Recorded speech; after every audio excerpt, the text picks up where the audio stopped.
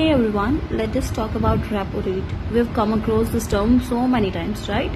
So let us know about it. Right, it is a rate. So like all of the interest rates are there with us.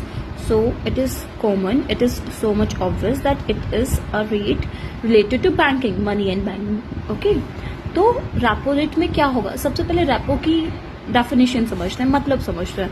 Repo is repurchase obligation. मतलब repurchase मतलब हमें कुछ खरीदना है, ठीक है. Repurchase का इतना मतलब होगा ऑब्लिगेशन, मतलब हमारे ऊपर वो काइंड ऑफ लाइबिलिटी सी आ गया कि हमें फिर से खरीदना है, तो हमें वो चीज वापस खरीदनी होगी. तो ऐसा क्या रेट है जिसमें हमें वापस खरीदने की कोई भी ऐसी ऑब्लिगेशन आ गई हो? तो let us talk about your bank and RBI. अब बैंक का क्या सिस्टम होता है? बैंक हमें पैसे प्रोवाइड करती है और हमारे पैसे सिक्योर भी रखती है, ठीक है. दोनों काम होते हैं बैंक के. अब कई बार ऐसा होता है कि बैंक को वापस पैसे देने पड़ते हैं पर उसके पास उतना सफिशिएंट अमाउंट नहीं होता है, ठीक है.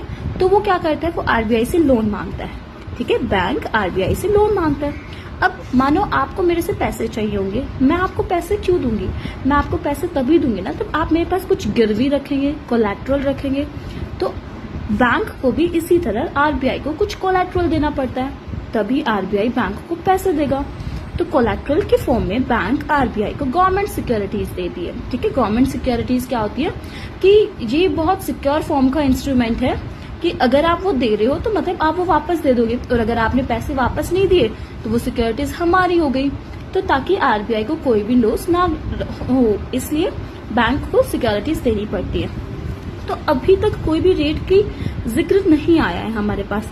तो रेट आएगा कहाँ से? अब देखो, बैंक ने दे दी ना एक बार सिक्योरिटीज, अब बैंक को ये सिक्योरिटीज वापस से रीपर्चेज करनी है. कब? तब इसको पैसे इसको वापस लौटाने हैं ना. तो जो ये सिक्योरिटीज बैंक ने दी थी आरबीआई को, ये सिक्योरिटीज वापस से बैंक परचेज करेगा. वापस से परचेज मतलब रीपर्चेज. बैंक के पास क्या हो गई? ऑब्लिगेशन हो गई. और वापस जब परचेज करेगा, अभी तक तो आरबीआई का कोई फायदा नहीं हुआ बैंक को पैसे देने का, राइट.